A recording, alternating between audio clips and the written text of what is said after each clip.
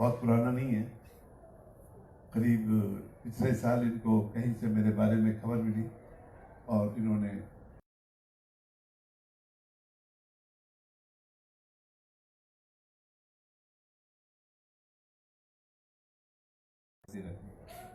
सम्मेलन होते हैं, तो मैं सम्मेलनों से काफ़ी दूर रहता हूँ, क्योंकि बातें हैं, बातों का क्या। मैं कई बार सोचता हूँ जैसे चूहों की सभा में बात होती है ना कि बिल्ली के गले में घंटी बांध दो, तो इसी तरह हमारे सम्मेलन होते हैं, बड़ी लंबी लंबी बातें होती हैं और नीचे वाले ऊपर वाले को कलश फूल दोशाला पहनाते रहते हैं, फिर ऊपर वाला नीचे वाले को, और बातें खत्म हो जाती हैं। परंतु आप वहां का बैठे हो, सामने आ जाओ, नीचे करो, पीछे से बैक स्टैबिंग का खतरा रहता है। और एक अच्छा वैद्य होता है ना जो अनुमान प्रमाण कि दूर से ही बीमारी को पकड़ के रखे, कोई ऐसा ना करे। तो इंदौरिया जी मेरे पीछे लगे कि नहीं आपको आना है, और ये पढ़ाने वाले वैद्य हैं, तो बाद में पता चला कि इलाज भी करते हैं। तो हर तरीके के लोग हैं, पर आखिर में और पिछले साल अगस्त में हमारी बातचीत भी हुई। इनकी बड़ी दिली इच्छा थी कि मैं आप लोगों के बीच में आऊं, परंतु मैं नहीं आ पाया। मुझे तीसरी बार हार्ट अटैक हुआ था, तो मैं नहीं आ पाया। और फिर इन्होंने मेरा वीडियो बनवाया मेरे से, आप लोगों तक मैं वीडियो के द्वारा पहुंचा।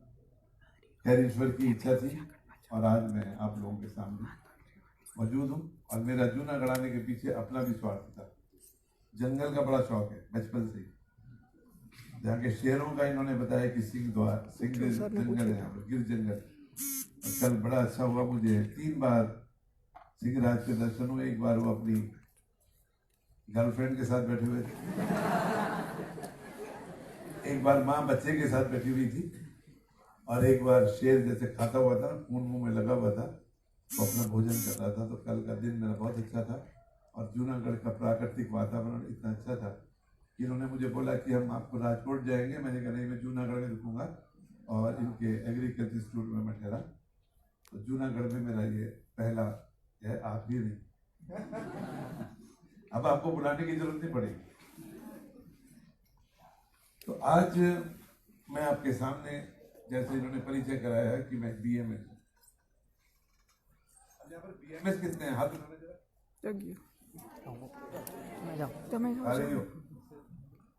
बीएमएस का मतलब क्या होता है? दूसरा मतलब बीएमएस के अलावा क्या होता है? मेरी वीडियो किस किस ने देखी है? तो देख के सुना क्या उसमें क्या होता है बीएमएस का मतलब? ताली बजाओ। Yes, he is right. BMS की एक डिग्री है, लीगल डिग्री है, जिसके आधार पर आपको डिग्री मिलेगी, आपको लाइसेंस मिलेगा और आप प्रैक्टिस कर पाएंगे। पर BMS is beyond that, bridge between Ayurveda and modern science. तो आज जो मेरा टॉपिक है, मैंने दिया बीएमएस ए रिसोर्स पर्सन। रिसोर्स पर्सन वो होता है जो खुद खाए और दूसरों को भी खिलाए। आप में से कितने लोग हैं इस कंपनी में जो 50 लाख रुपया साल का इनकम टैक्स देना चाहते हैं? बाकी कौन है? 4 लोग। अरे कितने लोग इनकम टैक्स देना चाहते हो 50 लाख रुपए साल? थोड़े से उठे। बाकी क्यों नहीं उठा रहे हो हाथ?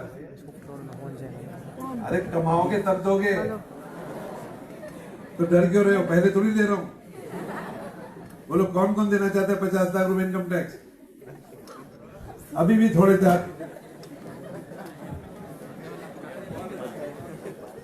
मैं ताली बजाता हूं आप सब लोगों के। तो रिसोर्स पर्सन का मतलब है जो अपने लिए कमाए, समाज के लिए कमाए, देश के लिए कमाए। क्योंकि आप अगर देश के लिए नहीं कमाओगे तो देश में कौन कमाएगा? देश कोई आसमान से पैसा नहीं आएगा। तो इसी मीडियम के साथ, इसी थीम के साथ मेरा लेक्चर शुरू होता है। अब मेंडल का नाम किस किस ने सुना है? मेंडल कौन था? साइंटिस्ट था क्या? फादर था। तो उसने हेरिडिटी का फादर कैसे बन गया? How could he become father of heredity? आनुवंशिकी का आविष्कार उसने कैसे किया? ऑब्जर्वेशन। राइट। ये कौन बोला ऑब्जर्वेशन? कौन बोला था ऑब्जर्वेशन? अभी इधर से किसी की आवाज आई थी। डरते क्यों? अच्छी बात बोली तुमने। ऑब्जर्वेशन। तो मैं आपके सामने पेश कर रहा हूं एक मॉडल पॉजिटिविज्म, जो 19वीं सेंचुरी के कॉम्टे का मॉडल। कॉम्टे एक साइंटिस्ट हुए और दुनिया में जितने भी आविष्कार हुए वो इसी रास्ते से हुए। मेंडल के ऑब्जर्वेशन ने उसे फादर ऑफ जेनेटिक्स बना दिया।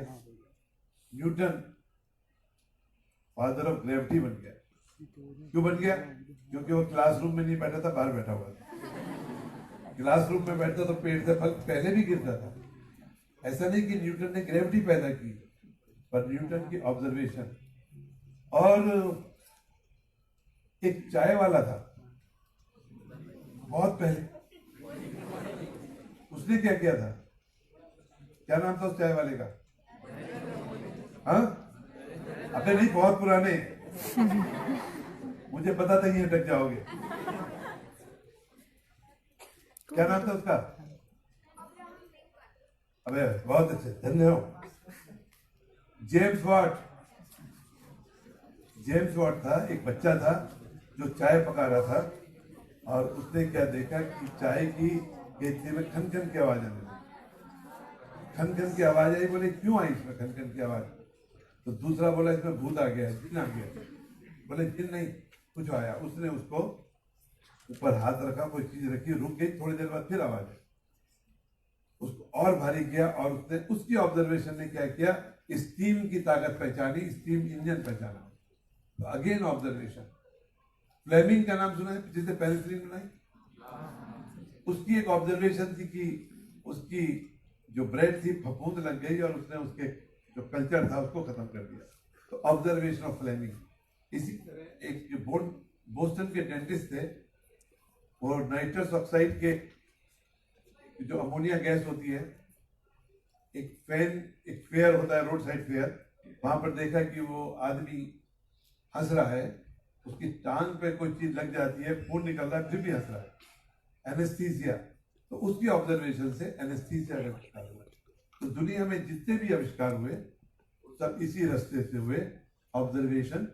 और एक ऑब्जर्वेशन एक बार फेंका, 2 बार फेंका, हल्का फेंका, भारी फेंका, लाल मटर, सफेद मटर, भाप के अंदर भारी प्रेशर, इन सब की जो विद इन सेट पैरामीटर जो ऑब्जर्वेशन हुई, उनसे नई हाइपोथेसिस बनी। और इन हाइपोथेसिस के साथ जब एक्सपेरिमेंट हुए तो थ्योरी बन गई, और दुनिया में आविष्कार होते चले गए। थ्योरी। अब ये आविष्कार वहां पर 16वीं शताब्दी में जो बाइबल के चंगुल में था यूरोप, वो एक विज्ञान की वहां पर धारा बह गई। एक मैग्नस नाम का चरवाहा था, वो भेड़ चराता था, अनपढ़ था, पहाड़ी पे जाता था। तो गांव के लोग बोले कि भाई उस पहाड़ी पर मत जाना, वहां पे भूत रहता है, पैर पकड़ लेता है, मारता नहीं है पर पैर पकड़ लेता है। वो बड़ा चकराया कि पैर कैसे पकड़ लेता है।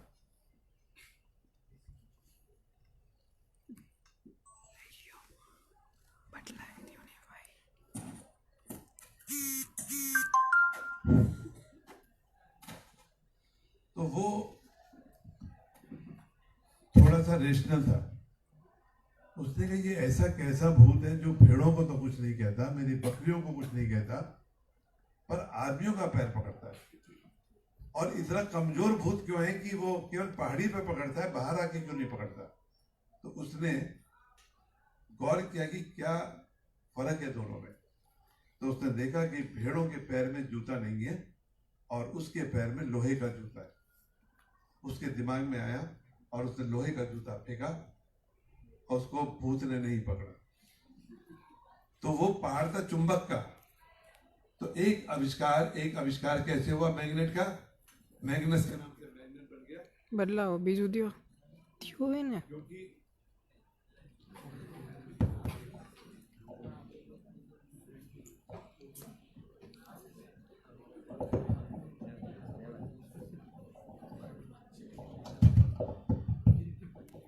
क्योंकि उसने भी थोड़ी सी जो लाइन ऑफ थिंकिंग थी, थोड़ा सा उसने अपने को डिस्कूल किया। तो बोले वो लोहा चुंबक पे चिपकता है, पैर नहीं चिपकता, तो भूत नहीं था, वहां पर भी विज्ञान था। तो आप जब पदार्थ विज्ञान पढ़ते हो तब लिखा ना यत् कर्म गुणा समवायत तद्द्रव्यम, कि जहां पर कर्म गुण रहता है तो दुनिया में ऐसी कोई भी चीज नहीं है जिसके पीछे कारण ना हो, और कोई भी ऐसी चीज है जिसमें गुण धर्म नहीं हो। तो दुनिया में आविष्कार इसी तरह आते रहे। अब ये जो विदेशी जिन लोगों ने टेक्नोलॉजी डेवलप करी, टेक्नोलॉजी से तो समृद्ध हो गए। कोई भी देश इतिहास से समृद्ध तो हो सकता है, संस्कृति समृद्ध, पर आर्थिक समृद्धि के लिए उसे R&D चाहिए, तकनीकी चाहिए, नयापन चाहिए। तो उन्होंने वही किया कि वो इस मॉडल को लेते रहे, और जब उनके पास दौलत भर गई तब उन्होंने एक रास्ता बदल दिया। अब उन्होंने जो रास्ता बनाया वो रास्ता बना दिया कि पहले बोर्ड रूम में थ्योरी होगी, फिर उसको डिस्कस करा जाएगा, फिर आगे काम होगा। तो 15 साल लगेंगे उसमें। कोई नई दवा अगर डेवलप करनी है तो 15 साल लगेंगे। और ये जो $1.8 बिलियन है, ये अब $2.2 बिलियन हो चुका है। 15 साल, $2.2 बिलियन, तब जाके कोई नया आविष्कार होगा, कोई नई चीज बनेगी। नतीजा ये हुआ कि हम इस दौड़ में पीछे हो गए, क्योंकि हमारे पास इतना पैसा नहीं है, ना हमारी सरकारों के पास है, ना हमारी इंडस्ट्री के पास है। और यही कारण है कि पुदीना बेचने वाली एक बहुत बड़ी कंपनी जो आयुर्वेद से लाखों अरबों रुपए कमाया, इससे डर गए और वो जूस बेचने लगे। एक कंपनी जो लिवर की प्रोडक्ट बेच के दुनिया की टॉप 10 कंज्यूमर प्रोडक्ट बेचती है, वो भी डर गए कि हम आगे साइंस नहीं, Li54 नहीं बना पाएंगे, Li56 नहीं बना पाएंगे। वो भी आजकल शैम्पू और फेस वॉश बेचने लगे। फिर एक बाबा जी आए कि मैं आयुर्वेद में करूंगा, पर वो भी इसी रास्ते को पकड़ा के वो भी साबुन और तेल बेचने लगे। परंतु आप सब लोग बैठे हो, मैं आपको दूंगा कि हम कैसे इसको बदल सकते हैं। ઓલું આવી ગયું, ક્લિક કરો સ્ક્રીન ઉપર।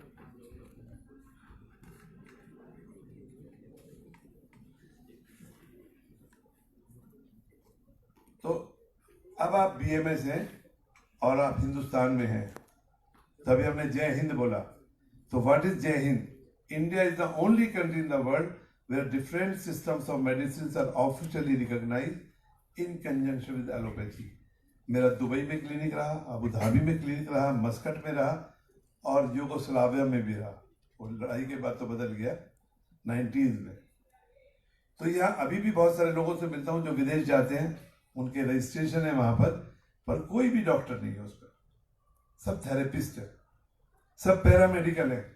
वो थोड़ा पंचकर्मा की मसाज कर सकते हैं, डाइट दे सकते हैं, पर किसी बीमारी का इलाज नहीं कर सकते। बीमारी का इलाज करते ही उनके ऊपर लीगल एक्शन हो जाते हैं। पर हिंदुस्तान में एक आयुर्वेद का जो स्नातक है, होम्योपैथी का स्नातक है, यूनानी का स्नातक है, वो उसी तरह का डॉक्टर है जिस तरह एक MBBS डॉक्टर है। तो ये एक अपॉर्चुनिटी हमारे पास मौजूद है जो कि दुनिया के किसी कोने में नहीं है। और दूसरी एक अपॉर्चुनिटी हमारे पास है कि जब आप BMS हैं या BUMS हैं, तो आप अपनी दवाइयां खुद बना के डायरेक्ट मरीज को दे सकते हैं। जैसे अभी अभिषेक श्रीवास्तव जी मेरे पास आए, तो किसके पास आए? वो एक लाइसेंस्ड वैद्य बालेंदु प्रकाश के पास आए। और वैद्य बालेंदु प्रकाश ने क्या किया? अपनी छत के ऊपर बैठ के खरल मूसली घोट के एक नुस्खा बनाया। उसको कोई लाइसेंस नहीं था, कोई उसकी सेफ्टी स्टडी नहीं थी। जैसे आपके घर में कोई खाना खाने आता है तो वो आपकी किचन नहीं देखता है, वो आपका व्यवहार देखता है। आपके पास कोई लाइसेंस नहीं होता, आप उसे खंडवा खिलाओ, चाहे ढोकला खिलाओ, चाहे ढोकली खिलाओ, यही सब खिलाते ना आप लोग, है ना? थेपला, ढोकला, ढोकली, पता नहीं क्या क्या।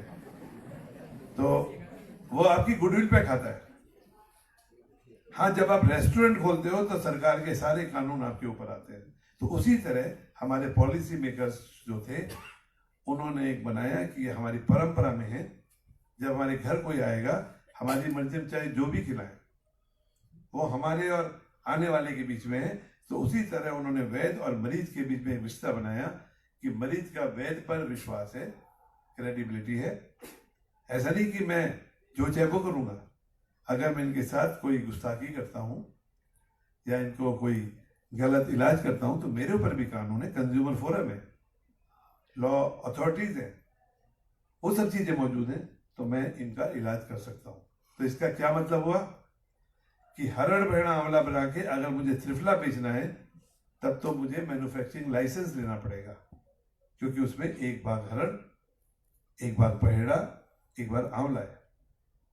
परंतु अगर मैं उसी हरड़ को 2 भाग कर दूं, आंवले को 3 भाग कर दूं और पहेड़े को 1 भाग कर दूं, तो मैं बोलूंगा ये मेरा मॉडिफाइड वैद्य बालेंदु प्रकाश का पहेड़ा है या त्रिफला है, और मैं उसको मरीज को दे सकता हूं किसी भी बीमारी के लिए, और उसको डॉक्यूमेंट भी कर सकता हूं जो मैं लिख रहा हूं, इसको for documentation, good clinical practice. तो ये अपॉर्चुनिटी भी केवल एक BAMS या BUMS के पास है, MBBS के पास नहीं है। MBBS जो पढ़ेगा उसको वही लिखना पड़ेगा, वो दाएं बाएं नहीं कर सकता। तो this is an opportunity which you people have. Next, तो थोड़ा सा बैकग्राउंड मेरा दिया गया। मैं एक रस वैद्य जी के घर में पैदा हुआ, और मेरे पिताजी रस माने मरकरी, वो अपनी दवा बनाते थे, और पुराने समय के जो वैद्य होते थे उनका घर भी वही होता था और उनका वर्किंग स्टेशन भी वही होता था, वहीं पे काम करते थे। और जब ये मैं देख रहा था तो एज मेंडल मेरे जमाने में पैदा हो चुका था। मैं इतना पुराना नहीं हूं कि वो मेरे जमाने में नहीं थे। तो इंटर में जब मैं पढ़ रहा था तब मैंने मेंडल को देखा था, मैंने स्टोरी ऑफ इन्वेंशन पढ़ी थी थोड़ी सी, और उधर मैं अपने पिताजी की प्रैक्टिस को देख रहा था। और प्रैक्टिस हम कैसे देखते थे, घर का सबसे बाहर का कमरा उनका दवाखाना, मैं उनकी 5वीं औलाद, अरे बाले थोड़ा पानी पिला देना, जरा थोड़े टूटे हुए पैसे दे देना, अंदर बाहर जाना तो कोई ऐसा नहीं था कि आयुर्वेद से मैं इंक्लिनेशन था।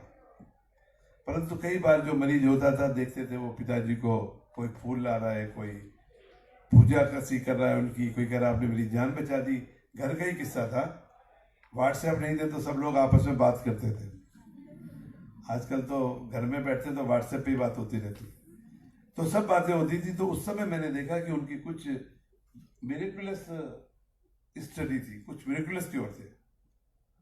और एक किस्सा मुझे याद है, जब आज अभिषेक श्रीवास्तव जी बैठे हैं, मेरे पिताजी ने सन 70 के आसपास एक दवा बनाई, कॉपर को लिया, मरकरी को लिया, सल्फर को लिया। एक फितूर आया कि कॉपर भी पॉइजन है, कॉपर के पॉइजन को पारा खा जाएगा। कहते हैं कि जितनी भी धातु हैं वो मरकरी से अच्छी बनती हैं, और मरकरी को गंधक खा जाएगी, और नींबू इसमें बिड का काम करेगा, भूख लगाएगा। जैसे चटनी हमारे अचार होते हैं ना खाने में, भूख लगाती है। तो उन्होंने उस दवा को बनाना शुरू किया। क्यों बनाना शुरू किया, कोई रेफरेंस नहीं था, साधन नहीं थे, थोड़े से, बहुत थोड़े से पैसे उनके पास होते थे खाने कमाने के लिए, नई चीज करने के लिए तो बिल्कुल नहीं होते थे, पर धुनी थे।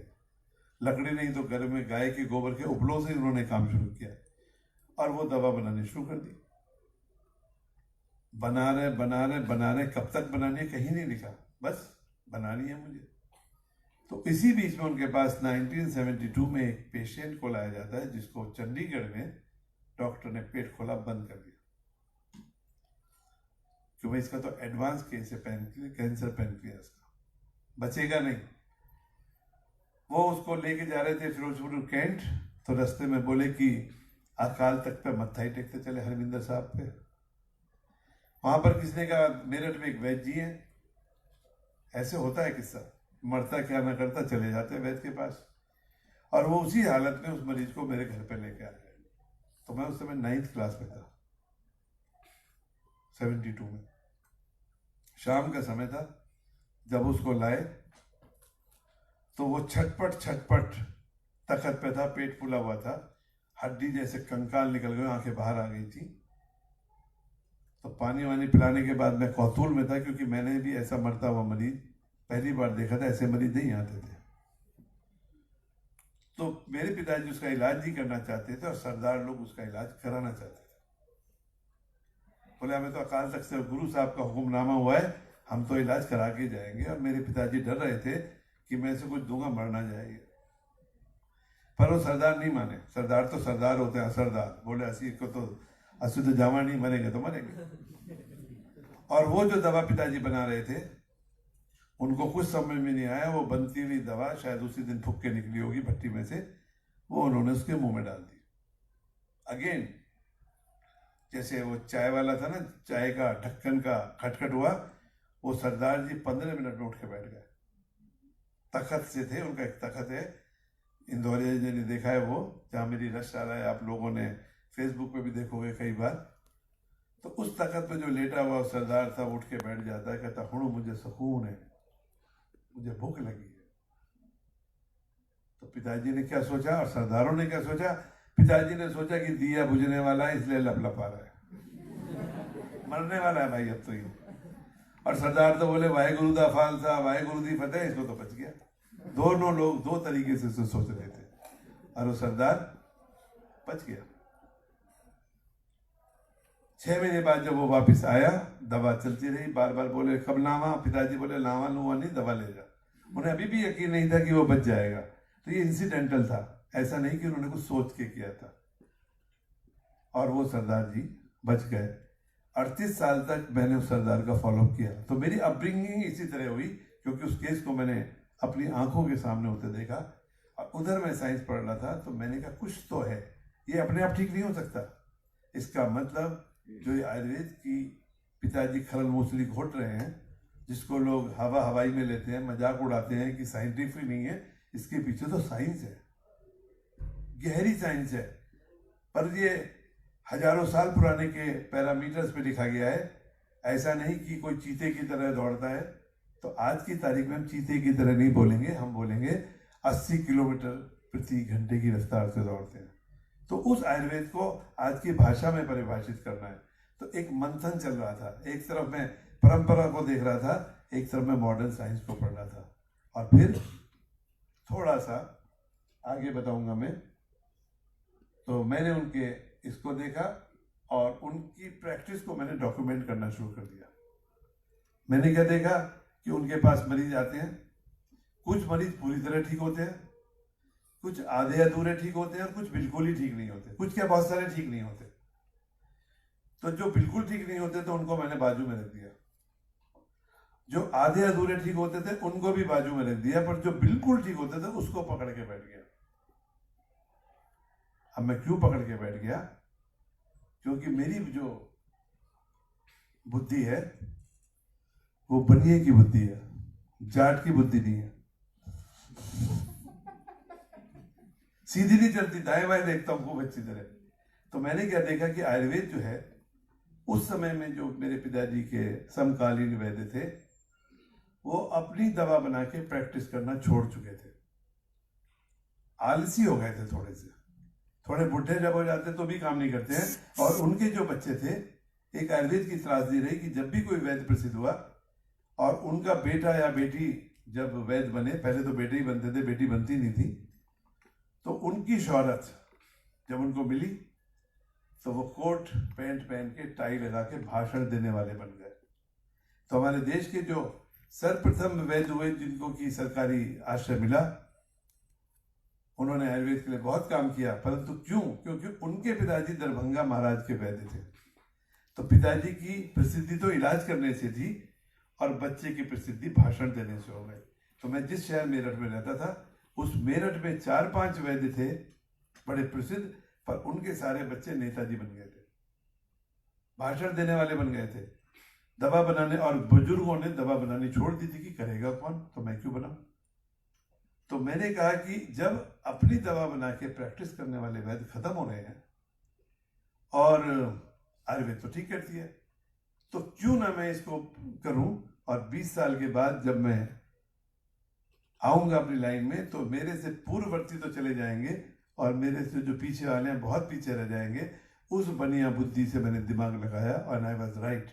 1978 में बीएससी ऑनर्स करने के बाद जब मैंने आयुर्वेद को पकड़ा और एक नए तरीके से करना शुरू किया, डॉक्यूमेंटेशन करने के साथ, मैंने अपनी प्रैक्टिस अपनी आयुर्वेद में घुसने से पहले ही अपने पिताजी के काम को डॉक्यूमेंट करना शुरू कर दिया था। जैसे आप इंडेक्स बनाते हो ना क्लास में, 6ठी 7वीं 8वीं में क्या करते हैं, प्रैक्टिकल की कॉपी बनती है। तो मैंने हर मरीज की एक प्रैक्टिकल की कॉपी, पैसे नहीं थे तो पुरानी डायरियों में ही काम करना शुरू कर दिया, रफ पेपर पे काम करना शुरू किया। और हुआ क्या 20 साल में कि 1978 में मैंने किया, और अक्सर चीजें वैसी नहीं होती जैसे हम सोचते हैं। मेरे पिताजी का स्वर्गवास 84 में हो गया, 6 साल के अंदर। मैं 78 में BMS करने गया, और जब तक मैं यहाँ चला गया मैं एक दिन भी उनके साथ बैठ नहीं पाया। परंतु उसके बावजूद भी लक्ष्य निर्धारित हो, ध्रुव की तरह का आपका इरादा हो और एफर्ट्स हो, पक्की मेहनत, तो आप शायद अपने लक्ष्य को पा लेते हैं। 20 साल 98 आया, और 98 को दिल्ली के विज्ञान भवन में एक सम्मेलन हुआ, और उस सम्मेलन में जहाँ पे इंदौरी जी बैठे हैं और जहाँ पे श्रीवास्तव जी बैठे हैं, इधर से 3 लाइन छोड़ के चौथे पे मैं बैठा था, और 5वें पे बैठा था कौन, कुछ कुछ होता है, क्या नाम उसका, शाहरुख खान। मैं उसी लाइन में बैठा था, मेरे बराबर में नेशनल सिटीजन अवार्ड अनाउंस हुआ था उस साल, and I was getting award of the actor of those era. वो शाहरुख खान का जमाना था, नया नया पनपा था। और जब राष्ट्रपति जी ने अवार्ड दिया, एक जस्टिस PN भगवती की चेयरमैनशिप में जूरी थी, तो राष्ट्रपति जी ने बोलना शुरू किया, it is good to see a politician, nice there is a actor, but this time an unusual thing has happened that the jury has selected a physician of Ayurveda for this, and he spoke something. Shahrukh Khan ने मेरे को कोनी मारी, कहता मेरा तो नाम भी नहीं लिया, हीरो तो आप हो। तो ये किस चीज की थी, ये थी कहानी 20 साल की, एक दूरदृष्टि की, क्योंकि आयुर्वेद में वैक्यूम हो गया था। अपनी दवा बना के प्रैक्टिस करने वाले वैद्य गायब हो गए थे, और डेटा की तो कोई बात ही नहीं कर रहा था। मैंने आपको ये बताया कि काम बहुत आसान है, थोड़ा स्मार्ट बुद्धि से किया जाए तो, दूसरी बुद्धि से ना किया जाए। इस समय जो मेरे पास सबसे बड़ा चैलेंज था वो था बैच का। आयुर्वेद की दवा बनती है, मेरे पिताजी दवा बनाते थे, एक बैच अच्छा बनता था, फिर वो बिजी हो गए, कोई हाथ दूसरा खरल घोटने वाले के हाथ में दिया तो गड़बड़ हो गया। मैंने भी उसको देखा कि मैं दवा बनाता हूँ, एक बैच अच्छा बनता है, दूसरा नहीं बनता, क्योंकि हमारे पास जो परंपरागत तरीका है, जैसे रोटी बनती है ना, वही आटा, वही गेहूं, वही परात, वही चकला बेलन, वही, परंतु हाथ बदलते ही रोटी कच्ची पक्की जली हुई हो जाती है, तो उसमें कोई स्टैंडर्डाइजेशन नहीं था। परंतु जब हम ब्रेड बनाते हैं, वो अच्छी है बुरी ये नहीं बात करता हूँ, पर उनका क्वालिटी एश्योरेंस है कि बार बार वही बनती है। तो that was my biggest hurdle that time. Next,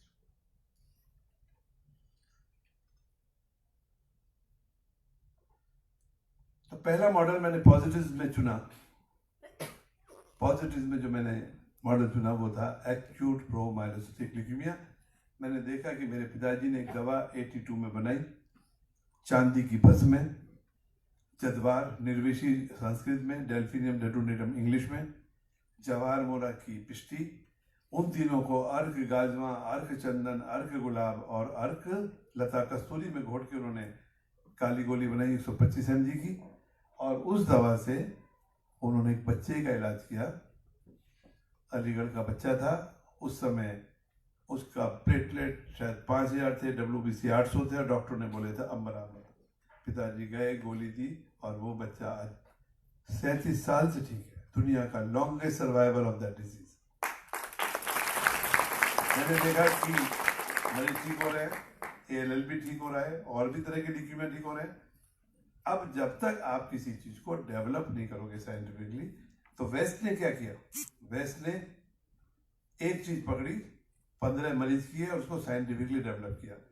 तो जो जो मेरी शोहरत हुई, मेरे दरवाजे विदेशों के लिए खुलते चले गए, और वो भाषण देने के लिए नहीं थे, वो इलाज करने के लिए थे।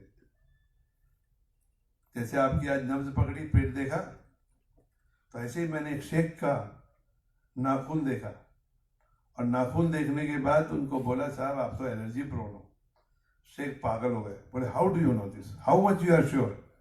मैं सर 100 उससे ज्यादा होते ही नहीं है। और उन्होंने खुश होकर $20,000 और 8 लाख की घड़ी दे दी।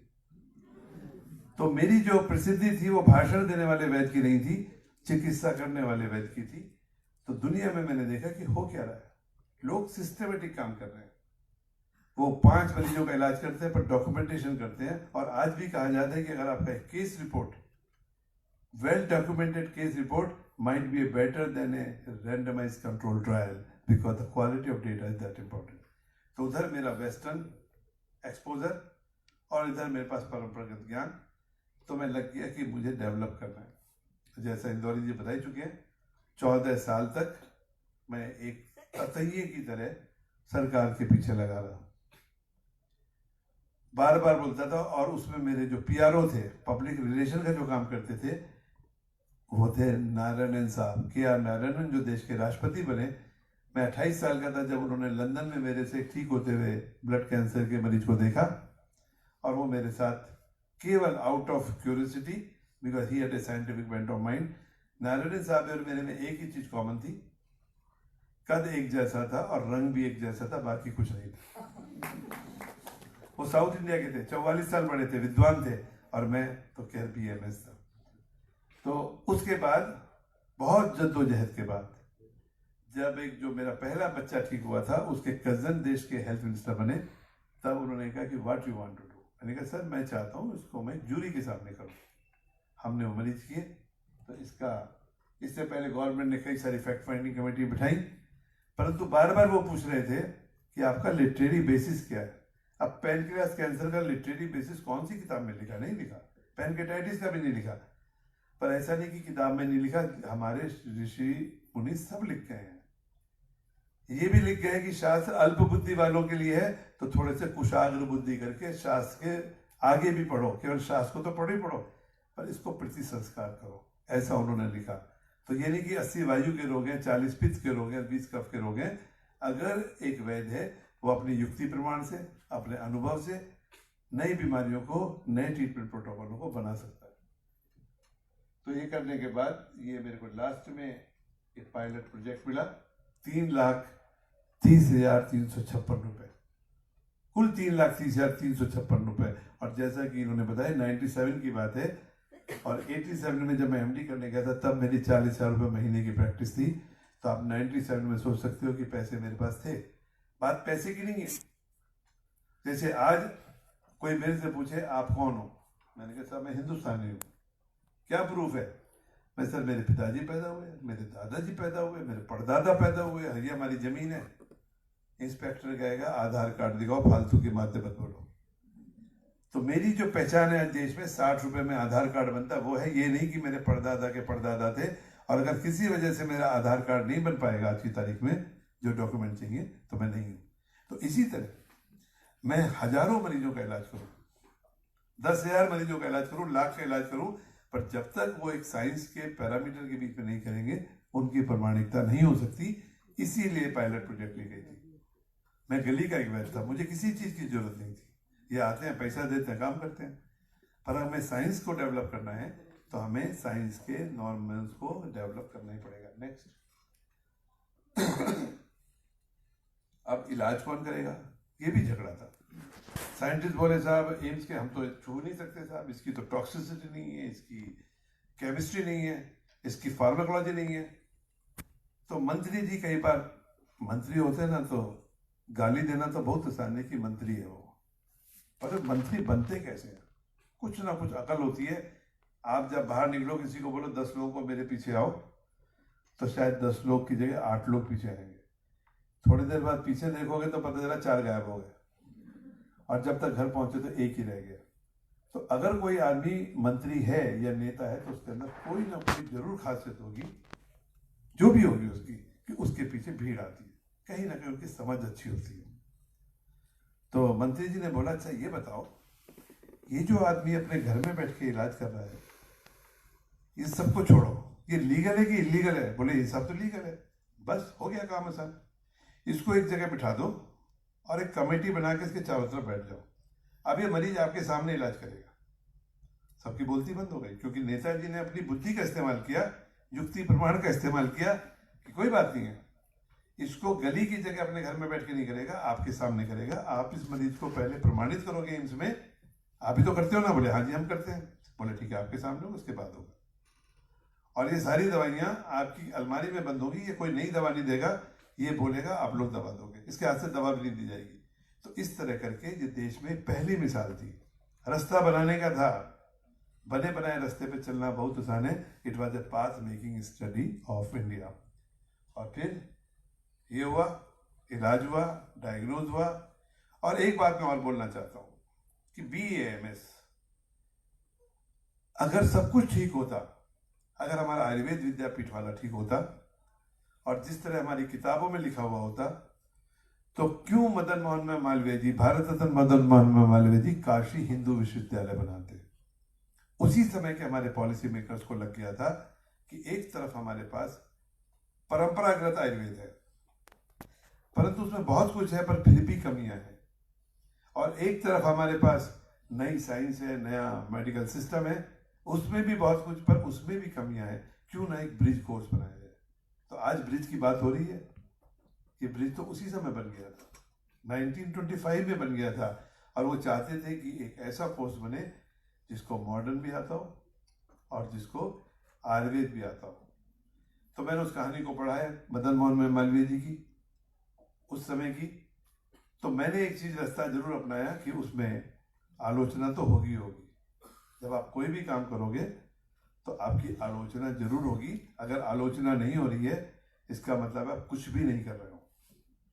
और उस आलोचना में इतना भी होगा कि आपको अलग थलग कर दिया जाएगा। तो जितना आपका बहिष्कार होगा वही आपका पुरस्कार होगा। आज मुझे इंदौरिया जी बुला रहे हैं, परंतु मुझे मालूम है कि 85 से 97 का जो 12 साल का समय था, मेरे को आयुर्वेद जगत से कोई बुलावा नहीं आता था। फिर मेरे बुलावे विदेशों से आने शुरू हुए बहुत लंबे समय के बाद।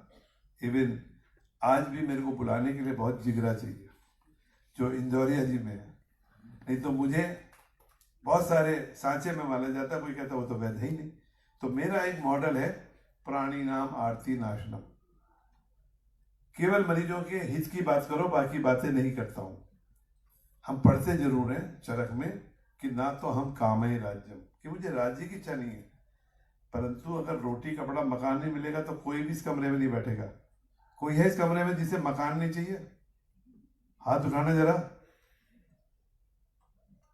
सबके पास है? चाहिए कि नहीं चाहिए? चाहिए। और मरने के बाद स्वर्ग चाहिए कि जीते जी चाहिए? जीते जी। और मोक्ष वाले कौन कौन है? कोई भी नहीं, कोई भी नहीं, कोई नहीं चाहिए। हमको क्या चाहिए? हमको, हम भी भोगी लोग हैं, हमको योगी नहीं है। सब यहाँ जो बैठे ना नए नए फैशन के कपड़े पहनने वाले हैं। कोई भी लड़की ऐसी नहीं होगी जिसके पास 4 से कम सैंडल होंगी। है कोई? 4 से कम किसके पास है? अरे किसी ने भी हाथ नहीं उठाया। मेरे साथ जो आते इसके पास तो कम से कम 50 जोड़ी होंगी। ये BMS नहीं है, साइंटिस्ट है थोड़ी। तो हम लोग भोगी होना बुरी बात नहीं है, परंतु हमें सबसे अच्छी बात करनी है कि जैसे अभिषेक जी हैं, क्या हम जिंदगी दे पाते हैं।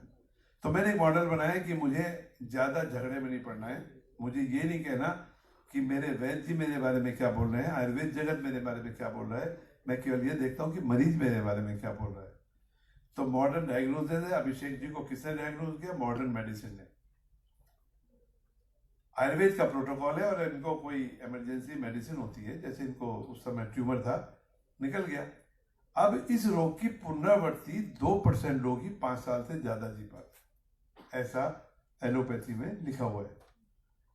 अब मैं तो इनके पोते की शादी का इंतजार कर रहा हूं। अगर हम ऐसा कर पाएंगे तब हम आयुर्वेद में दे पाएंगे। तो आयुर्वेद के द्वारा मैंने जो मेरा मॉडल जो है वो शायद बहुत लोगों को पसंद नहीं आएगा। मॉडर्न डायग्नोस्टिक है, आयुर्वेदिक ट्रीटमेंट प्रोटोकॉल है, और इमरजेंसी मैनेजमेंट है, लॉन्ग टर्म फॉलोअप है, सीरीज में। तो वो मॉडल मैंने बनाया।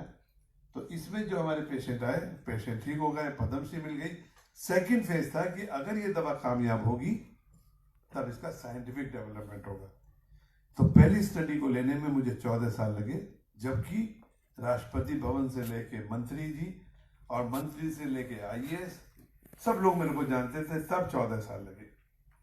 और उस 14 साल के बाद जब मैं कामयाब हो गया, एनआरडीसी ने उसका यूएस एंड यूरोपियन पेटेंट ले लिया, सीसीआर सर एक एजेंसी ने मुझे पद्मश्री दे दिया, उसके बावजूद भी ये जो नीचे की नीली लाइन है, 20 साल के बाद उसका सेकंड फेज अब शुरू हुआ है, जो कि 99 में शुरू होना था, वो 2019 में शुरू हुआ है। तो आप लोग बीएमएस हो, तो बीएमएस के साथ आपको एक चीज होना चाहिए, उसके ऊपर एक पिक्चर आई थी शाहरुख खान की, उसका क्या नाम था, या गोविंदा की आई थी, जिद्दी नंबर 1, जिद रखनी पड़ेगी। तो जब आप ठान लोगे, एक साधना करने के लिए जब कोई साधक ठान लेगा तो साधन खुद ब खुद चल के आएंगे, कोई भी काम एक दिन में नहीं होगा। अब ये हमारा जो उद्देश्य है कि ये दवा दोबारा कैसे बनेगी, इसकी ड्रग मास्टर फाइल कैसे बनेगी, ये प्रोग्राम शुरू हो रहा है। और सीसीआरएस का अब तक का ये सबसे महंगा प्रोजेक्ट है। किसी एक व्यक्ति को आज तक सीसीआर ने 25-30 लाख से ज्यादा का प्रोजेक्ट नहीं दिया, और इस प्रोजेक्ट के लिए 1,27,03,000 रुपया अभी इसका सैंक्शन हुआ है। तो दिस द फर्स्ट प्रोजेक्ट, पर आप छीन के खाओगे।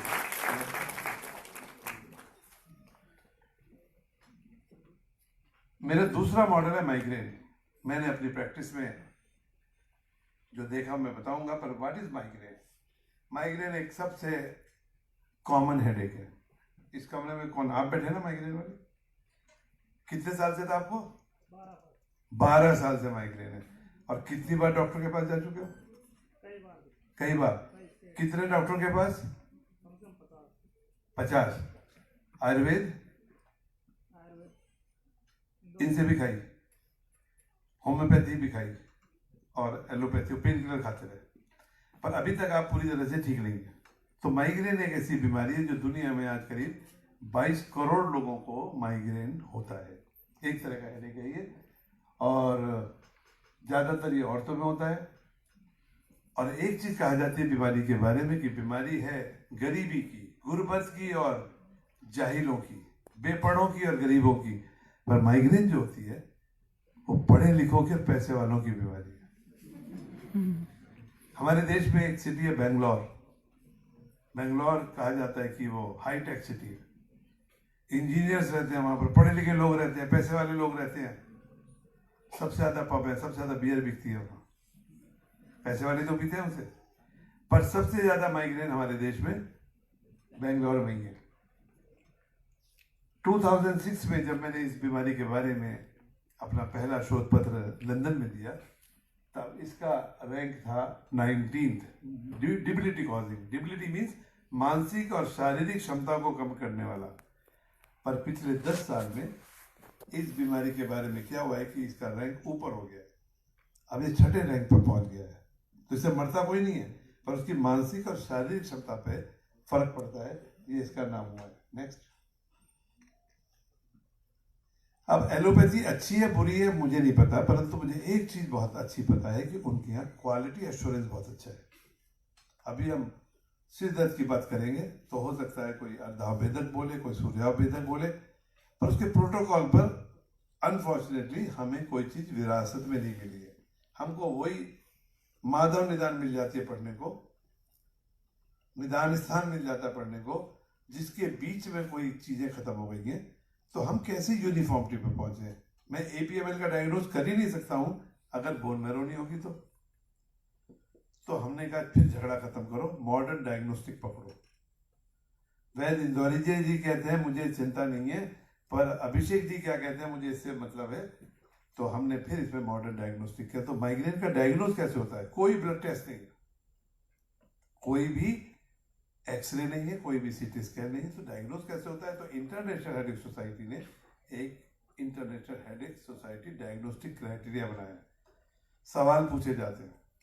पहला सवाल, कम से कम 5 बार एक साल में, कम से कम 5 बार, ऐसा नहीं कि एक बार में ही 5 दिन तक। तो 5 बार एपिसोडिक हो रहा है और उसमें आपको कोई बुखार शुखार कोई और चीज नहीं है। दूसरा, 4 घंटे से पहले ठीक ना हो और 72 घंटे से ज्यादा चले नहीं बगैर किसी दवा के, यानी कि गोली खा के 2 घंटे में ठीक हो गया। तो 4 से 72 घंटे जिसकी ड्यूरेशन, और पेन कैरेक्टरिस्टिक 2 आउट ऑफ 4 कि पहले था कि साहब माइग्रेन का मतलब है आधा सीसी का दर्द, क्योंकि लैटिन वर्ड था हेमिक्रेनिया, आधे हिस्से में होने वाला। तो हमने कह दिया है ना हमारे आयुर्वेद में अर्धावेदक, पर 2006 में परिभाषा बदल गई, अब अर्धावेदक नहीं है। अब यूनिलेटरल बाइलेटरल, एक तरफ भी हो सकता है, दोनों तरफ भी हो सकता है।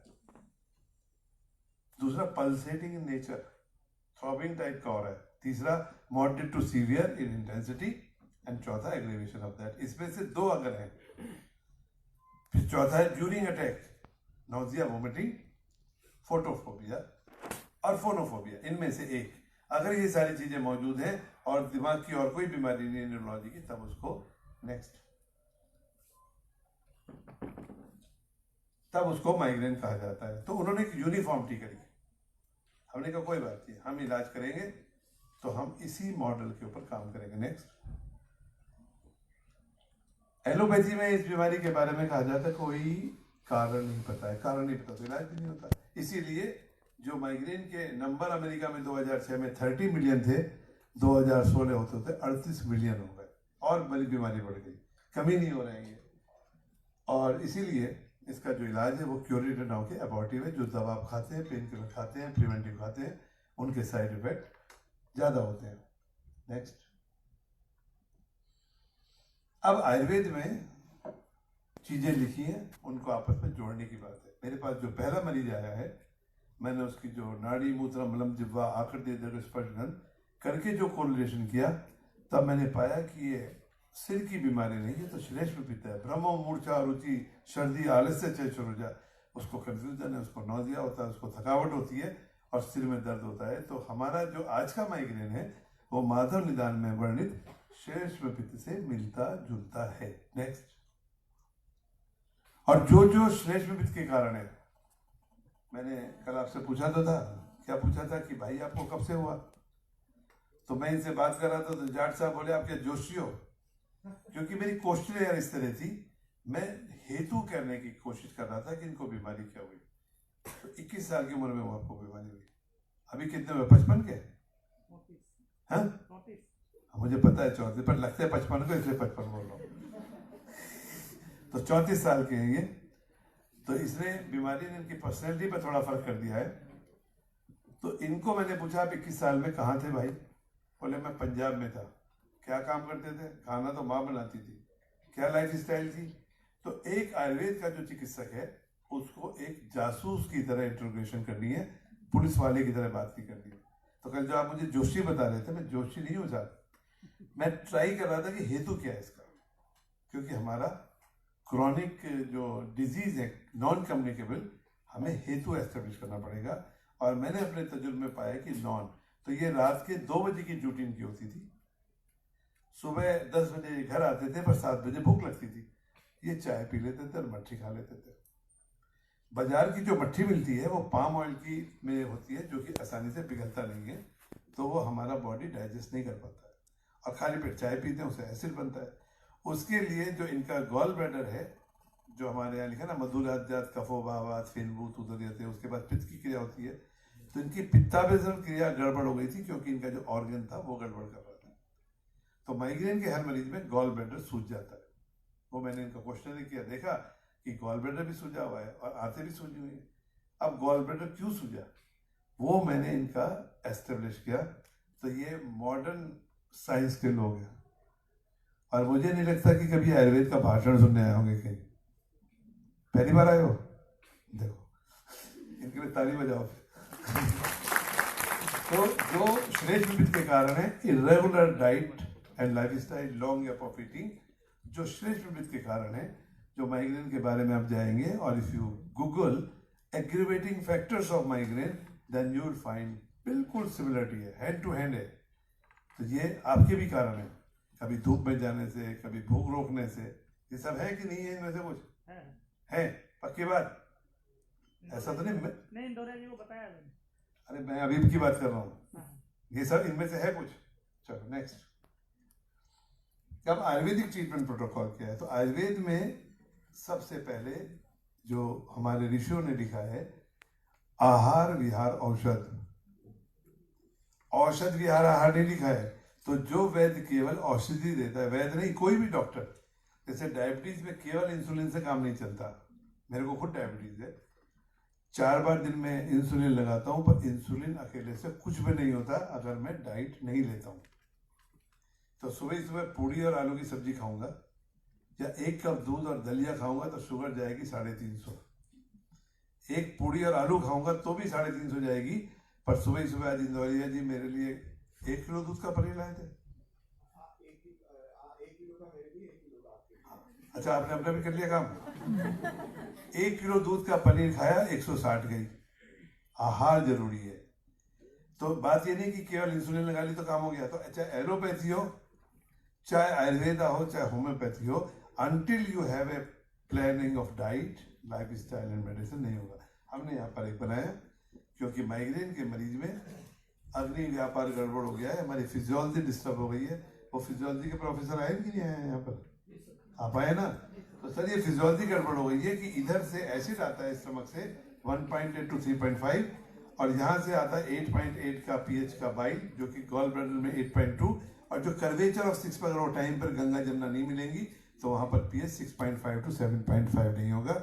इसलिए मरीज की फिजियोलॉजी ठीक करने के लिए उसे कहा जाता है कि तुम्हें टाइम पर खाना ही है, 100 काम छोड़ के भोजन करें। तो हम फिजियोलॉजी ठीक करते हैं और जब वो मिक्सचर वहाँ पर ठीक हो जाता है तो धीरे धीरे जो इंटेस्टाइन में इन्फ्लेमेशन है वो ठीक होती है। और जो आपका इलियोसिकल जंक्शन है मैकबर्नी पॉइंट, वहाँ पर भी पीएच 6.5 और 7.7 होनी चाहिए, क्योंकि केवल एसिड जाता रहेगा तो वहाँ पर पीएच भी कम रहेगी, शोक पैदा होगा।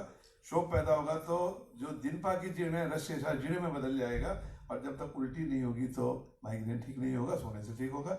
हमने कुछ नहीं किया, हमने नारिकेल लवण से पित्ताशय की शोध खत्म की, सूर्यशेखर सीतोपरादी के कॉम्बिनेशन से हमने आंतों की सूजन खत्म की, रोसाना देवरेड्डी से वातानुलोमक किया और गोदंती मिश्रण से थोड़ा वो किया, और इसके बाद हमारा माइग्रेन का मरीज देखते देखते ठीक हो गया। आपको भी दवा मिलेगी। नेक्स्ट। तो ये मेरी कहानी शुरू हुई 1985 में, जब मैंने पहले मरीज को देखा। और उस मरीज को क्यों देखा? क्योंकि वो होम्योपैथ, आयुर्वेद, एलोपैथ, यूनानी सब दवा खा चुका था। मैंने कहा कहीं ना कहीं लोचा है, इनकी सबकी सोच सिर में थी। तो उसके ऊपर जब दिमाग लगाया तो मेरा पहला मरीज 85 में एक स्ट्रक्चर बना जो मैं आज तक फॉलो कर रहा हूँ। और एक कहानी चली, पहले बोलते हैं रिट्रोस्पेक्टिव, ऐसा किया तो उसको पीछे को देखना, उसे रिट्रोस्पेक्टिव बोलते हैं। फिर हमने एक प्रोस्पेक्टिव स्टडी करी कि हम इसको ऐसा करेंगे, और प्रोस्पेक्टिव स्टडी के बाद जब ये हो गया, सेफ्टी, क्या ये सेफ है कि नहीं है, इसकी सेफ्टी स्टडीज हुई, इट वॉज फाउंड सेफ।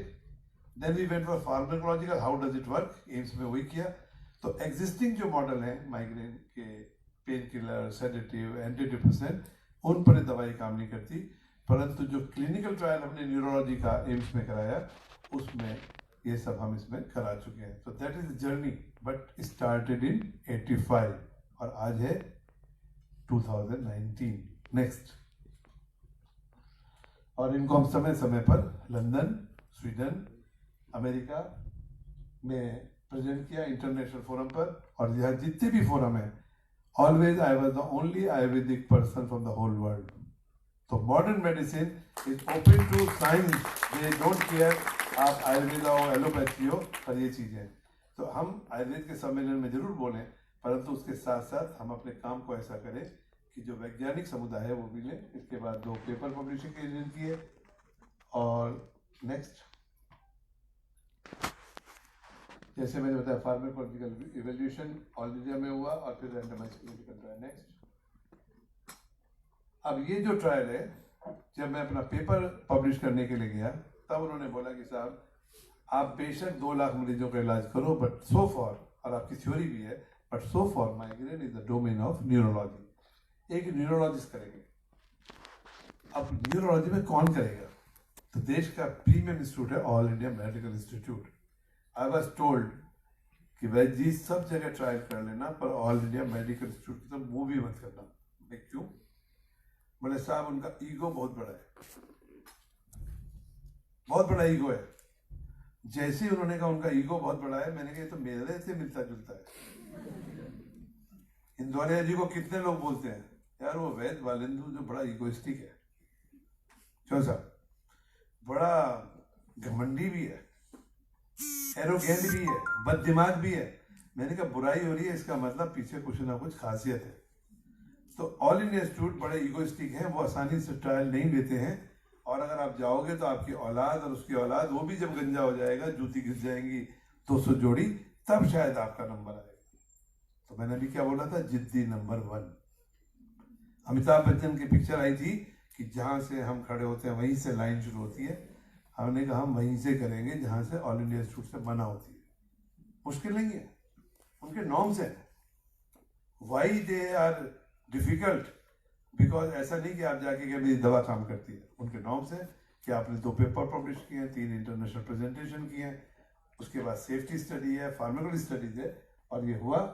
और इसमें हमें टाइम जरूर लगा, पर इसे करने में 2010 से लेकर 2012 तक, 2 साल तक मैं उनको जो जो चीजें थी मैं देता रहा, और 2012 में ट्रायल शुरू हुआ, जो कि 2016 तक चला। मरीज कितने थे? 154। क्या बात, 4 साल में 154 मरीज, वो भी ऑल इंडिया इंस्टीट्यूट दिल्ली में, जहां पर रोज के 500 मरीज आते हैं जी। इसमें 3.5 साल लगे एनरोलमेंट में। 3 साल क्यों लगे? क्योंकि यहाँ पर एक वर्ड है, refractory and chronic migraine patient. तभी पिछली स्लाइड में मैंने आपको दिखाया था कि माइग्रेन कैसे डायग्नोज होता है, 5 बार 4 से 72 घंटे। पर रिफ्रैक्टरी माइग्रेन का मतलब है, जैसे आप हैं, आपका नाम इंद्रराज जी, आप इंद्रराज जी, आप केवल माइग्रेन के पेशेंट हैं।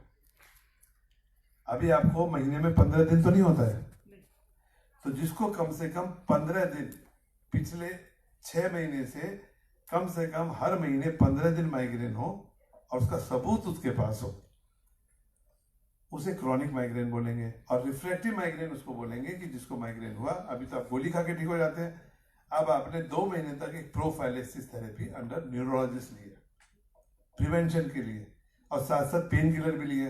वो 2 महीने में फेल हुई, फिर दोबारा भी फेल हो गई 2 महीने की। कम से कम 2 प्रोफाइलेसिस जिसके फेल हो और एविडेंस हो, उसको रिफ्रैक्टिव माइग्रेन बोलते हैं। तो हमारे देश में लोग डेटा नहीं बनाते, मरीज ही नहीं बनाते, तो डॉक्टर कहां से बनाएगा?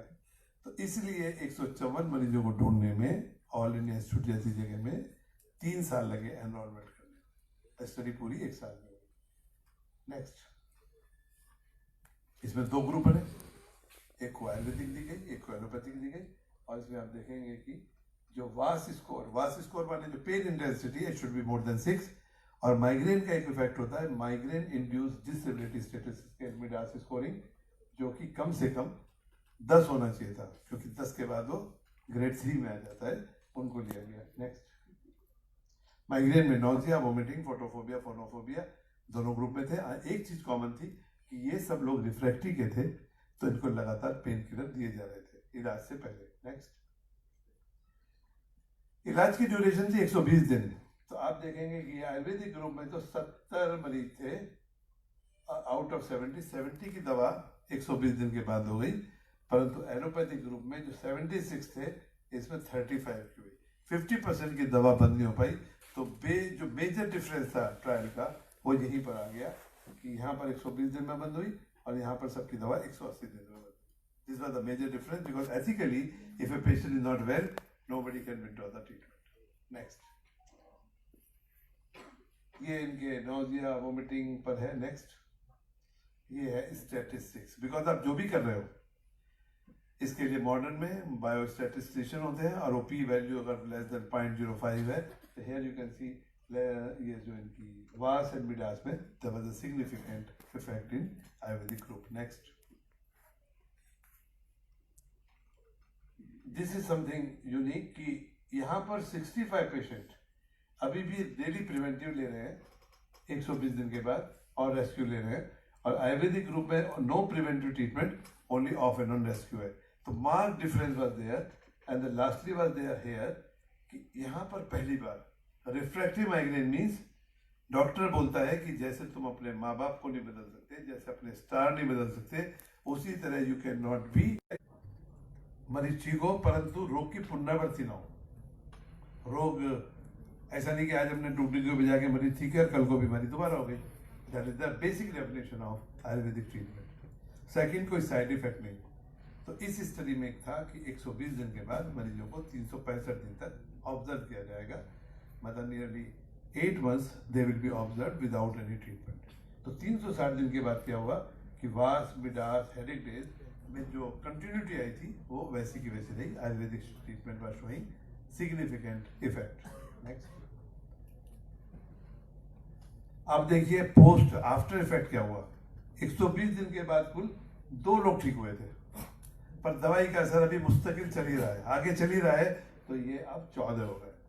तो 20% वर्सेस 0%। एलोपैथी ग्रुप में एक भी मरीज इसमें बीमारी में ठीक नहीं हुआ, जबकि आयुर्वेदिक ग्रुप में 20% पेशेंट ठीक हो गए। और ये हमने दुनिया में एक इतिहास पैदा कर दिया कि नारी के लवण जो माइग्रेन की दवा नहीं है, रसोना दी वटी भी सिर दर्द उछूल की दवा नहीं है, सूर्यशेखर सी तोबलादी भी नहीं है, वो माइग्रेन को ठीक कर सकता है। सो दैट इज द प्रोटोकॉल। और आज इस प्रोटोकॉल को इंदौर जी इस्तेमाल करते हैं। नेक्स्ट, तो कंक्लूजन है। अब इस कंक्लूजन को जब आप पढ़ेंगे तो वो तो लिखा है, पर लिखा किसने है?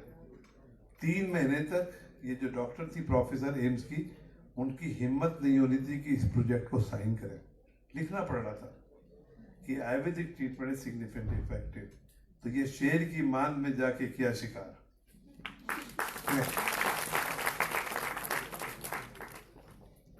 एक बीमारी और है, आजकल मैं इस बीमारी के लिए बहुत चर्चों में हूँ। और अगर आप लोग, कुछ लोग फेसबुक पे हो मेरे साथ या फॉलो करते हो, तो आप देखेंगे मैं लगातार इसकी पोस्टिंग करता हूँ। तो व्हाट इज पैनक्रेटाइटिस? पैनक्रेटाइटिस एक लाइलाज बीमारी है, जानलेवा बीमारी है। ऐसा नहीं कि छोड़ देती है, अगर किसी को हो गई तो जान लेके ही छोड़ती है। कैंसर कर देगी, डायबिटीज कर देगी, और डायबिटीज नॉर्मल वाली दूसरी। तो मेरे पिताजी का जो मैंने कहानी सुनाई थी कि कॉपर मरकरी से उन्होंने दवा बनाई, 77 में ये हुआ। और इस प्रैक्टिस को मैंने 97 से डॉक्यूमेंट शुरू किया, क्योंकि I was seeing continuity of that thing.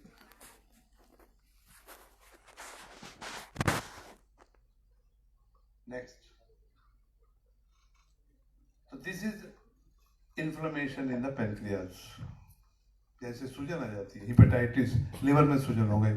पर इसमें एक चीज होती है कि व्हाट हैपेंस इन पेनक्रेटाइटिस, जब पेनक्रेटाइटिस सूजन हो जाती है तो इसके अंदर जो एंजाइम्स बनते हैं वो बाहर आने बंद हो जाते हैं। और जब किसी पागल कुत्ते को घर में रख लो तो घर के लोगों को काटने लगता है। इसी तरह पेनक्रियाज के जब एंजाइम्स हैं वो अंदर ही अंदर बॉडी को खत्म कर देते हैं, और बाहर निकलते नहीं तो खाना हजम हो जाता है। खाना हजम नहीं होता है, पेशेंट का वजन कम होता है, स्टूल में फैट आने लगता है, और उसका कैल्सिफिकेशन होके ये सब तकलीफें होती रहती हैं। 2 तरह की बीमारी है, एक्यूट एंड क्रॉनिक। यहाँ पर आप क्योंकि मेडिकल स्टूडेंट हो, थोड़ा सा एलोपैथी ने डेफिनेशन को ट्विस्ट किया है। Acute means no deformity in the image, और अटैक आता रहेगा तो वो एक्यूट है, पर अगर डिफॉर्मिटी है तो क्रॉनिक है। नेक्स्ट, इसके कॉजेटिव फैक्टर्स है टिगारो करके, पर अल्कोहल इसको माना जाता है। और इसके सिम्टम है पेट में दर्द और उल्टी, ये सब चीजें इसके सिम्टम्स हैं। नेक्स्ट, डायग्नोज बाय ए गैस्ट्रोएंटरोलॉजिस्ट और MRCP इज द, इसका एसी बंद हुआ है क्या यहाँ पे?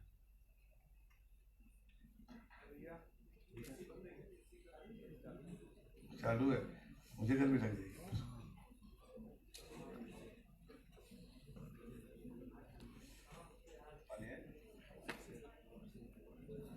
तो इसका जो डायग्नोज का जो बेसिक है वो MRCP है। उसके that is the most authentic diagnostic thing. और इलाज है इसका कि लगातार इसमें इमरजेंसी हॉस्पिटलाइजेशन होते हैं, जिसमें IV ड्रिप और मुंह से पानी भी इनको 5-6 दिन तक नहीं दिया जाता है, और ये लगातार होते रहते हैं। नेक्स्ट, जैसा कि मैंने बताया कि बीमारी अगर किसी को हो गई तो समझ लो उसका वारंट हो गया, जो हो गया वो वापस नहीं जाएगा, और ये बीमारी आगे बढ़ती चली जाएगी। और इसका नतीजा ये होता है कि 5 साल में करीब 17% लोग मृत्यु को प्राप्त होते हैं, 30% 10 साल के अंदर, और 55% 20 साल में हो जाते हैं। पर ये डेटा है कहाँ का? ये हमारे देश का डेटा नहीं है, ये अमेरिका का डेटा है। हमारे देश में कितने लोगों को पेनक्रेटाइटिस होती है, कितने लोग जीते हैं, कितने लोग मरते हैं, अभी तक का कोई सर्वे यहाँ नहीं हुआ है। परंतु ये बीमारी हमारे देश में पैर पसार रही है। और मैं जब उत्तराखंड में बैठा हूँ, आपके गुजरात से करीब 45 पेशेंट अभी तक पेनकिटाइटिस के इलाज के लिए हमारे पास आ चुके हैं। और नीचे की जो स्लाइड्स हैं, ये 3 स्लाइड हैं जो कि हिंदुस्तानी बता रहे हैं। तो एक जो फर्स्ट स्लाइड है, ये किसी ने गर्ग पी के एक स्टडी की थी जिसमें इन्होंने रिपोर्ट किया है कि साउथ इंडिया में 1 लाख में से 114 से 200 लोगों को होती है। तो पूरी दुनिया में जो भी पेपर लिखता है वो यही कोट करता है कि southern state of India has the highest incidence of pancreas. That is the only study, we don't have any other study. And second study है डॉक्टर प्रभात सावंत फ्रॉम बॉम्बे। इन्होंने पाया कि इंडिया में जो पेनक्रियाटिस होती है वो नॉन अल्कोहलिक में होती है और प्रोटीन मालन्यूट्रिशन से होती है। And that meets with our finding कि our 80% patients are non alcoholic and non tobacco, no family history. And तीसरा ये है Sharma S, socio demography.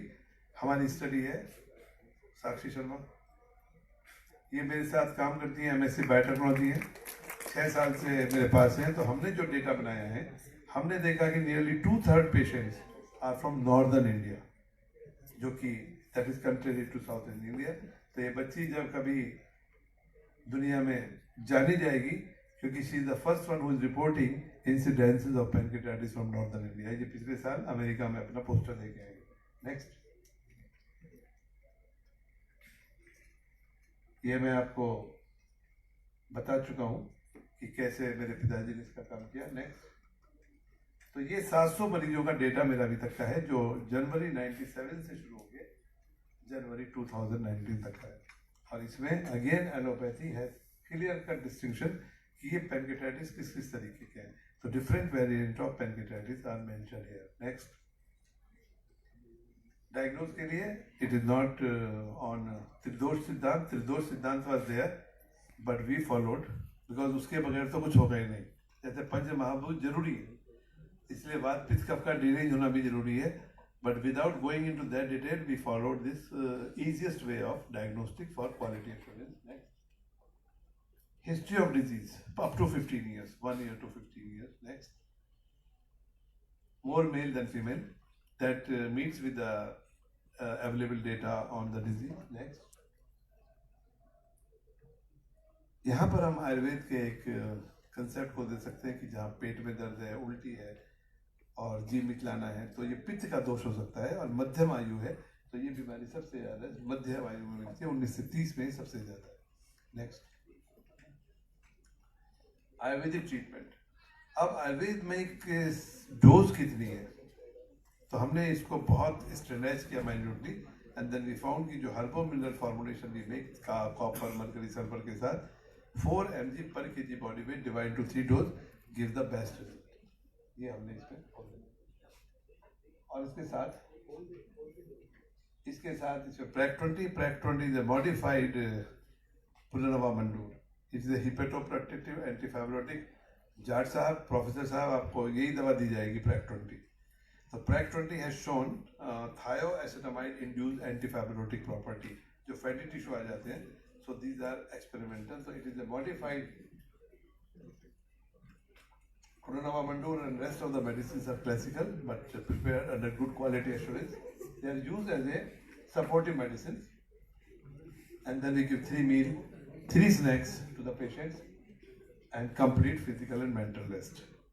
Pancreatitis, pancreas का आयुर्वेद की किताबों में उल्लेख नहीं है, परंतु यकृत पीढ़ा रोग के बीच में, ये दोनों के बीच में रहने वाला है। तो हो सकता है हमारे आचार्यों ने उसको ब्रॉड टर्म देते हुए दे दिया। तो जो मानसिक और शारीरिक विश्राम इसमें मैंडेटरी है, we recommend to the patient. Next, and this the result at a glance. Ayurveda की कुछ कमियां भी हैं, कुछ खूबियां भी हैं। और कमियां ये है कि हम केवल अपनी सक्सेस स्टोरी बोलते हैं कि साहब वो मरीज आया था, वो ठीक हो गया, पर शायद कोई मरता ही नहीं है। तो मेरे इस डेटा की है कि 700 में से 10 मरीज मृत्यु को प्राप्त हो चुके हैं। परंतु इसका जो मोर्टेलिटी रेट था 55%, which has reduce to 1.2%। So that is a highly significant कि आपने अपने ट्रीटमेंट प्रोटोकॉल से मृत्यु दर को 55 से 1.2% कर दिया। परंतु जब हम और एनालाइज करते हैं तब देखते हैं कि जिन लोगों को हाइपर बिलिरुबिन था, मोर देन 10 बिलिरुबिन था, वो बचते नहीं है। तो 3 मरीज ऐसे थे जो उस कंडीशन में हमारे पास आए, उनको फायदा नहीं हुआ। एक 4 साल बाद हार्ट अटैक से डेथ हो गई, 1-2 के लिवर इम्पेयरमेंट थे, टीबी वीबी जो भी हुआ तो इससे हो गई। But we have data of all this patient कि 10 पेशेंट्स डाइड। 2 लोगों ने कहा कि साहब हमने दवा खाई पर हमें फायदा नहीं हुआ। अब वो दोनों मरीज कहाँ के थे? कहाँ के थे? गुजरात के। क्योंकि गुजराती केवल खाने के लिए पैदा हुए। सुबह से शुरू करते हैं, शाम तक खाते रहते। थोड़ा खा लो, खाकरा खा लो, ढाकरा खा लो, थेपला खा लो, फाफड़ा खा लो। तो वो उनको आप बोलते 3 टाइम नाश्ता, 3 टाइम खाना, उससे क्या हो गया? रात को 12 बजे भी खाते रहेंगे, पता नहीं सोते सोते भी खाते हैं। तो खैर उन्होंने बोला, मैंने कहा नहीं, आपका कसूर नहीं, मेरा कसूर है, शायद मैं गुजरातियों को समझा नहीं पाता। क्यों जी, मेरे समझाने में कमी है। तो 2 लोगों का प्रोग्रेशन है। 15 लोग ऐसे भी आए हमारे पास जिन्होंने दवा तो ले ली, पर वही वैद्य वाले तो की दवा खा रहे हो यार, वो तो लफड़ा है, कहीं स्टेरॉइड तो नहीं है, मरकरी है, मेटल तो नहीं है। तो लोग डर गए, दवा ली पर खाई नहीं। That we have also reported कि नहीं खाई, वो भी हमने लिखा है कि क्यों नहीं खाई। 5% है जो लॉस टू फॉलोअप है, that is scientific language we didn't get, और ये ड्रॉप आउट है 91। और मैं अपने सांस को रोक के रखता हूँ कि मेरा ड्रॉप आउट 20% से ऊपर नहीं होना चाहिए, क्योंकि 20% से अगर ड्रॉप आउट है तो उस ट्रीटमेंट जरूर कोई खोट है। तो हम अपनी काउंसलिंग पार्ट को बहुत मजबूत रखते हैं और बहुत ठोक बजा के जिनका डायग्नोज होता है, जो समझ पाते हैं, उन्हीं का इलाज करते हैं। पर 364 मरीज out of 700, nearly 60% patients claim 70% कि साहब हम डिजीज फ्री हैं।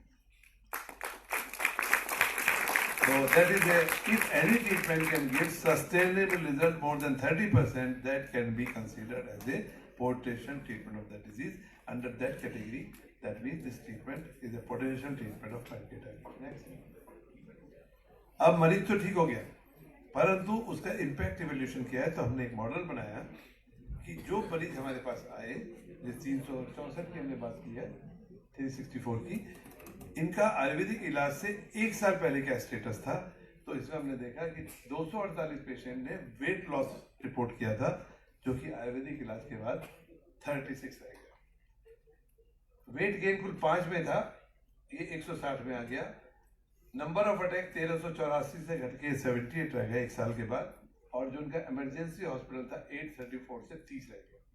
और एक चीज और है कि इन मरीजों को लाइफ लॉन्ग पैनक्रियाटिक एंजाइम्स दिए जाते हैं कि आपको जिंदगी भर खाने पड़ेंगे, जिसकी कीमत 160 रुपए रोज होती है। तो हमने सब दवा बंद करने के बाद वेट गेन भी किया, वेट लॉस भी रोका, नंबर ऑफ अटैक भी रुके, ये भी रोके। अब इसमें एक परेशानी पैदा हो रही है कि इमरजेंसी हॉस्पिटल 800 इमरजेंसी हॉस्पिटलाइजेशन को रोकने का मतलब है कि आपने एलोपैथी के करीब 6 से 7 करोड़ रुपए पे चोट मारी है। तो आज अभी अस्पताल वाले मेरे को ज्यादा नोटिस नहीं देंगे, परंतु अगले 1.5 साल के अंदर मेरे मरीजों की संख्या 2000 क्रॉस हो जाएगी। 2000 क्रॉस होने का मतलब है कि मैं एलोपैथिक हॉस्पिटल की 150 करोड़ की कॉमर्स पे अटैक करूंगा। और जब 150 करोड़ की कॉमर्स पे अटैक होगा तो मेरे पास जो सबसे ज्यादा मरीज आते हैं वो आते हैं एशियन इंस्टीट्यूट ऑफ गैस्ट्रोलॉजी के या वेदांता हॉस्पिटल गुड़गांव के, क्योंकि these are the known one. जब उनको लगेगा कि कोई हमारी 15 करोड़ 20 करोड़ रुपए की चोट मार रहा है, तब वो जरूर इसको नोटिस लेंगे, पर तब तक मैं और मजबूत हो जाऊंगा। नेक्स्ट, ये हमारा सेकेंड है कि क्या आयुर्वेदिक दवाई के बाद प्रोग्रेशन रुकता है, तो उसके लिए हमने डेटा बनाना शुरू किया है। तो अभी तक जो 170 मरीजों में हमने डेटा बनाया, हमने देखा कि there is no progression of the disease in any of that. अब अभिषेक जी है, हम इनको ये देखेंगे इनका प्रोग्रेशन नहीं होना चाहिए, इनको रिलैप्स नहीं होना चाहिए। तो if you do significant effective कि 15 मरीज आए और 15 के 15 में प्रोग्रेशन नहीं हुआ, that means there is something. Next, और कितने दिन ठीक रहे? तो पहला मरीज जो 97 में आया था वो आज भी ठीक है। तो हम इस तरीके से हर मरीज का फॉलोअप करते हैं। बहुत आसान है। आप कहते करोगे कैसे? आजकल तो व्हाट्सएप का जमाना है, फेसबुक का मैसेंजर का जमाना है, सबका जन्मदिन पता चल जाता है फेसबुक पे कि आज कितने लोगों का जन्मदिन है। तो आप हैप्पी बर्थडे बोलो, सर जवाब आ गया तो मतलब जिंदा है। क्योंकि कई बार फेसबुक पे आदमी मर जाता पर फेसबुक पे जिंदा रहता है, ठीक, तो उसके जिंदा का पता चल गया। फिर उसकी जब हमारे आता है तो डेट वो कोई happy new year, happy Diwali, happy Eid जो भी मिलती है, इस तरह करके हम साल में 1-2 बार उनको कर लेते हैं, फोन भी करते रहते हैं। कोई मरीज दूसरा आता है तो that way we keep on that, क्योंकि मरीज को ठीक करना उसके बाद उसका long term survival is important. और मैं हर एक से बोलता हूँ कि आप किसी मरीज का इलाज करो, जैसे फिर नाम बोल के आपका, मैं इंद्रराज जी का हम इलाज करेंगे 2019 में, तो 2022 होते होते आप दुखी हो जाओगे हमसे, क्योंकि हम फिर फोन करेंगे, भाई साहब कैसे हो? बोले भैया मैं तो ठीक हो गया, क्यों मेरी जान को आ रहे हो? क्योंकि हम ठीक करने के बाद फोन करते रहते हैं, पर इतनी मीठी आवाज आती है कि आप फोन नीचे नहीं रखोगे। मैं खुद नहीं करता हूँ, किसी बच्ची से कराता हूँ, बच्ची का फोन कोई नहीं काटता। और ये जो अभी इंदौरा जी ने बताया, ये हमने एक प्रयास किया है, क्योंकि आयुर्वेदा को आज चाहिए क्या? एग्रेशन चाहिए, आपको एक एग्रेसिव एटीट्यूड करना पड़ेगा। हमने केवल पैनक्रेटाइटिस के इलाज के लिए इस जगह को खोला है। यहाँ पर कोई मसाज नहीं होती है, कोई तेल मालिश नहीं होती है, यहाँ पर केवल इलाज होता है। मुर्दे आते हैं यहाँ पर और इस जगह पे हम इसका इलाज करते हैं। ये उधम सिंह नगर में है।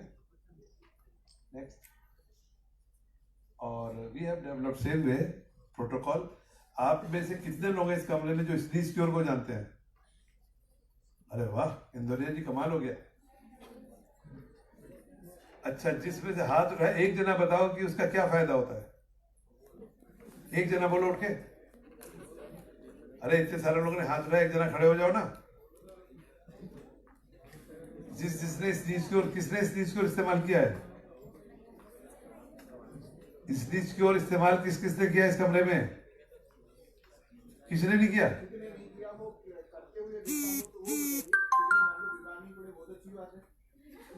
स्नीज क्योर का इस्तेमाल होते हुए किसने देखा है? हाँ तो बताओ बेटे, क्या हुआ, क्या देखा है? कितनी देर में असर हुआ?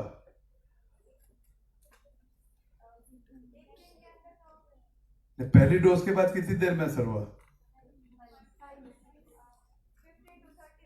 15 to 30, नाक खुल गई। आपने क्या देखा आपके पीछे जो है? तुम बताओ, तुमने भी देखा है? इंस्टेंट बोले तो तुरंत, मतलब तुरंत का मतलब मिनट में 2 to 5 मिनट। तो ये हमने प्रोटोकॉल पैदा किया है। तो राइनाइटिस एक ऐसी बीमारी जिसमें एलोपैथी में जो दवा दी जाती है एंटी एलर्जिक, वो कम से कम 1 घंटे में फायदा करती है और नशा करती है। पर ये जो आयुर्वेदिक दवा हमने अपने क्लिनिक से की है। तो ये सब दवा जो आपके सामने आई है, ये BMS के अपने क्लिनिक से निकली है। BAMS, जो BMS है, bridge between Ayurveda and modern science. तो मेरा इतनी देर का बक करने का इरादा यही था कि आपके अंदर एक जो साइंटिस्ट छिपा हुआ है, you are all clinical researcher, क्योंकि आप दवा बना सकते हो, मरीजों को दे सकते हो, और जो एग्जिस्टिंग दवा भी है उनके भी आप नए यूजेस देख सकते हो। तो और ये जो राइनाइटिस का नुस्खा है, आपकी जानकारी के लिए, क्योंकि आज की दुनिया अर्थ प्रधान है, सब टके की बात करते हैं। किसी को बोलो ना शहनाई बजाओ, ताली खूब बजेगी, कोई नहीं सीखेगा। बोले ड्रम बजाओ, शाम को 10,000 रुपए मिलेंगे, सब ड्रम बजाएंगे। बरोबर है ना? शहनाई बजाओगे कि ड्रम? शहनाई कौन कौन बजाएगा? कोई भी नहीं बजाने वाला। तो ये जो ट्रीटमेंट प्रोटोकॉल है, इस तरह से ये तैयार किए हैं, जो कि क्लिनिकल प्रैक्टिस है। And that again I show the last slide where I start कि what is BMS? Very good. और ये आपके लिए एक अपॉर्चुनिटी है कि आप अपने लिए जॉब पैदा करेंगे, दूसरे के लिए जॉब पैदा करेंगे। अब देखो, आपने बहुत सारे बच्चे अपनी क्लास में देखे होंगे जो BMS में आए पर दूसरी साइंस में पढ़ने चले गए, ठीक है? पर कभी किसी को जानते हो जो साइंस छोड़ के आयुर्वेद में पढ़ने आया हो? ये जो साक्षी शर्मा बैठी है मेरे पास, ये MSc बायोटेक्नोलॉजी है और मेरी तरह वाली नहीं है, 70-80% वाली है। अब इसने 5 साल काम करने के बाद, और बड़ी फैशन वैशन वाली है, मैडम से कम के तो कपड़े नहीं पहनती है। मेरे को तो बहुत बाद में मैडम भी इसने बताया। मैंने मैडम क्या होते हैं? बोले मैडम कोई दुकान है, लड़कियों की दुकान है, वो तो मुझे पता नहीं थी। तो ये हाई फैशन गर्ल है, MSc बायोटेक्नोलॉजी। इस साल इसने BMS में दाखिला लिया। हमने गंगा उल्टी बहाई है। क्यों बहाई है? क्योंकि इसे पता है कि आयुर्वेद में ग्लैमर है, आयुर्वेद में शौहरत है, आयुर्वेद में दौलत है। जब जब मेरे साथ जाते हैं, जब तालियों की गड़गड़ाहट होती है ना, तो इससे पता है कि वैद जी बोल लो कितने दिन जिंदा रहोगे, उसके बाद तो मेरा ही दिन। तो ये है, इससे आपको मिलेगा सेटिस्फेक्शन, इससे मिलेगी प्रेस्टीज, इससे मिलेगी वैल्थ, इससे मिलेगी ग्लैमर। अच्छा बताओ, इस समय हिंदुस्तान में सबसे महंगी व्हीकल कौन सा है? पर्सनल व्हीकल, प्राइवेट व्हीकल चलने के लिए कौन सी महंगा ब्रांड है? सबसे महंगा ब्रांड कौन सा है पर्सनल व्हीकल में? कौन सा? अबे लड़कों वाली बात करो, बुढ़े वाली गाड़ी बता रहे हो। SUV की बात करो। SUV वो ये बोले अरे आपने वो तो जो वॉम्बरगढ़ बोली वो तो स्पोर्ट कार है। I am talking about SUV। तो अभी मजा आता है कि जब मैंने 2002 में पजेरो खरीदी तो आपके अनिल अंबानी ने इधर खरीदी, उधर वैद बालेंदु प्रकाश ने खरीदी 2002 में। और अभी वॉल्वो XC90, अपने गूगल पर डालोगे ना XC90 तो कहोगे बड़ी सेक्सी कार है, वो भी मैंने खरीदी।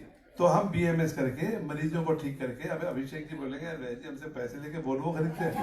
हाँ खरीदेंगे, तुम्हें ठीक कर रहे नहीं कर रहे हैं, पर तुम ठीक होने के बाद कितने पैसे कमा रहे हो? अगर तुम उसके 2% भी दोगे तो मैं 4 वॉल्वो खरीद दूंगा। क्योंकि वैल्यू टू मनी है ना, दिक्कत तो नहीं है ना। हम ठगैती कोई नहीं करते, हम पैसा लेते हैं, काम करने के पैसे लेते हैं। आपको ठीक करेंगे तो पैसे दोगे कि नहीं दोगे? डिस्काउंट मांगोगे कि बख्शीश दोगे? बख्शीश। तो हमको बख्शीश मिलती है, हमारा तो काम ही है। क्यों साहब, प्रोफेसर साहब, अगर ये ठीक होगा तो कुछ दोगे कि नहीं दोगे? बिल्कुल देंगे। तो हम लोग जो आयुर्वेद की बात कर रहे हैं, तो आप सब जो BMS है, आप क्लिनिशियन बनिए और अपनी प्रैक्टिस को डॉक्यूमेंट करिए।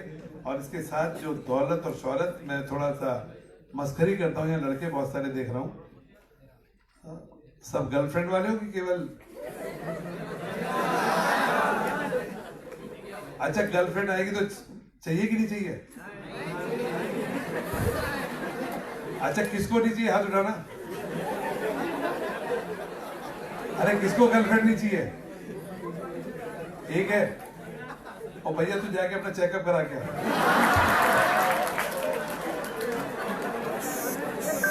वो तो लड़कों के नाम पे कलंक है यार। अच्छा, अगर 2 मिले तो कैसी है? अगर 2 मिले तो कैसी है? हाँ भाई, 2 गर्लफ्रेंड होगी तो एक अगर चलेगी तो दूसरी तो रहेगी ना, क्या भाई? तो एनीवे, मजाक की बात छोड़ो। तो मैं जब बोलता हूँ लड़कों से कि देखो तुम इसको करोगे तो तुम्हारे पीछे 2 गर्लफ्रेंड हमेशा रहेंगी, उनका नाम है दौलत और शौहरत। तो लड़के कहते हैं जी क्या बात कर रहे हो? हमने वो पिक्चर थोड़ी देखी है, एक लड़की को देखा जो ऐसा लगा। हमें तो लड़कियों में इंटरेस्ट नहीं है। ये क्या हो गया दौलत शौहरत? मैंने कहा तुम्हारे पीछे भी 2 बॉयफ्रेंड आएंगे, उनका नाम है धन और यश। बात वही है। तो विद्या वही है जो आपको धन और यश दे, विद्या वही है जो आपको दौलत और शौहरत दे, पर कब दे? जब आप पेशेंट को सेटिस्फेक्शन दे। तो मेरा जो मॉडल है चरक्का कि प्राणी नामार्थी नाशनम तो हम जरूर करेंगे, वो तो हमारा प्रेम रहेगा, पर उसके साथ आपकी सोशल प्रेस्टीज हो, आपके दिल में कोई मलाल नहीं हो कि आप वैद्य बनने आए हो तो आप किसी से कम नहीं है, हम किसी से कम नहीं। तो इन्हीं शब्दों के साथ मैं एक आखिरी वर्ड बोलता हूँ, सम्यक ज्ञानम प्रमाणम। Knowledge is evidence and evidence is knowledge. मुझे पिक्चर देखने का बहुत शौक है, क्योंकि आयुर्वेद की किताबें तो बंद है, उससे ज्यादा कुछ है ही नहीं। तो इसके पीछे सम्यक ज्ञानम प्रमाणम, अगर किसी ने मेरी वीडियो देखी हो तो मैं एक विद्या बालन की पिक्चर का जिक्र करता हूँ। उसमें डर्टी मूवी आई थी ना, डर्टी मूवी थी, डर्टी पिक्चर थी। उसमें वो बोलती है कि पिक्चर देखने के पीछे ये मत देखो पिक्चर बहुत बेकार है, ऐसी है वैसी है, यार समय खराब कर दिया। पिक्चर का बेसिक पर्पज होता है एंटरटेनमेंट, एंटरटेनमेंट, एंटरटेनमेंट। और मेरी सारी टॉक का एक ही मतलब है, एविडेंस, एविडेंस एंड एविडेंस। तो दिस इज सम्यक ज्ञानम प्रमाणम, जो आपके पास एविडेंस है। इन्हीं शब्दों के साथ पुनः आप सभी का धन्यवाद, इंजॉय जी का जूनागढ़ में बुलाने का। और आप जूनागढ़ के सिंह हो, सिंह की तरह बोलो जय आयुर्वेद।